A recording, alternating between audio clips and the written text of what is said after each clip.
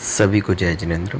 भक्तामृत स्तोत्र के इस क्रम में अभी तक हम क्रमशः 21 श्लोकों का उच्चारण एवं इसका भावार्थ पढ़ चुके हैं।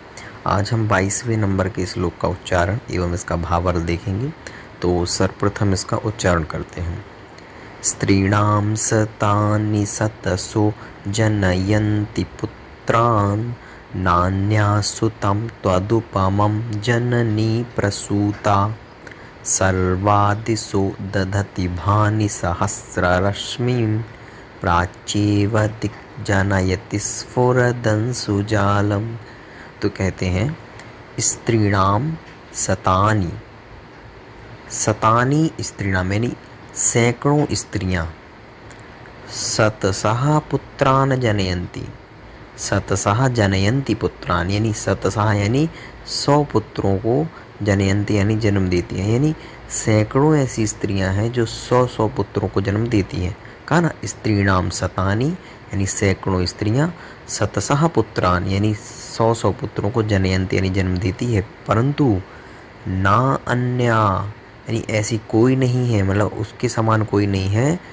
तद उपमम सुतम, देखिए सुतम का मतलब होता है पुत्र, तो कहा ना अन्य, अन्य कोई नहीं है।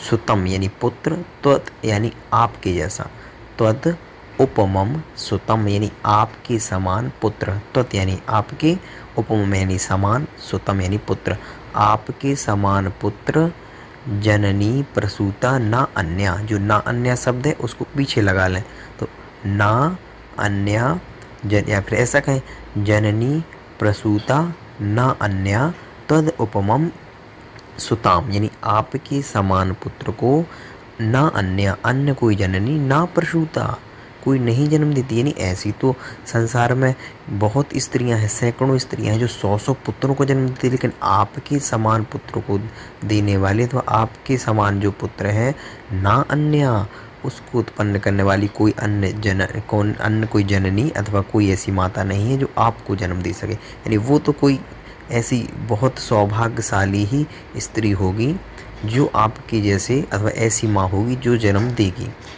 और कहते हैं सर्व, अब उदाहरण भी दे रहे हैं, सर्वा दिशा दधति भानि यानी जितनी भी दिशाएं, सभी दिशाएं दधति यानी धारण करती हैं किसको, भानि यानी नक्षत्र को, दधति यानी धारण करती है, भानि यानी नक्षत्र को। कौन सी दिशा धारण करती है भाई 10 दिशाओं में से, तो कहा सर्वा दिशा, सभी दिशाएं, जितनी भी दिशाएं हैं सभी दिशाएं धारण करती हैं किसको, नक्षत्रों को, परंतु अथवा तारों को, परंतु सहस्र रश्मिम यानी सूर्य। और वो कैसा सूर्य, देखिए अब ये जो अंतिम शब्द लिखा है ना, स्फुरदंशुजालम, इसको ऐसा लगा लें, स्फुरत का मतलब होता है जो बहुत ज़्यादा प्रकाशित हो, ऐसा। तो कहा स्फुरत यानी प्रकाशित, अंशुजालम का मतलब किरणों के समूह वाला, अंशुजालम यानी किरणों के समूह वाला, स्फुरत यानी दैदीप्यमान, सहस्र रश्मिम, जो सहस्र रश्मिम शब्द है उसको इसके साथ में लगा लें, तो स्फुरत यानी दैदीप्यमान, अंशुजालम यानी किरणों वाला, किरणों के समूह वाला, सहस्र रश्मिम सूर्य को।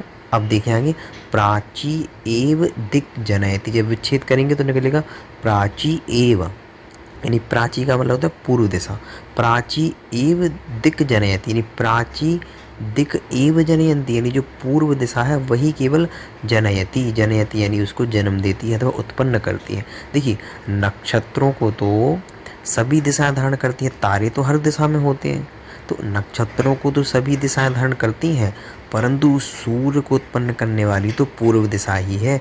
ऐसे ही भगवान, यहाँ तो सैकड़ों स्त्रियां हैं जो 100 पुत्रों को भी जन्म दे रही हैं, लेकिन आप जैसे पुत्र को जन्म देने वाली जननी अन्य कोई नहीं है, यानी वो बहुत सौभाग्यशाली है।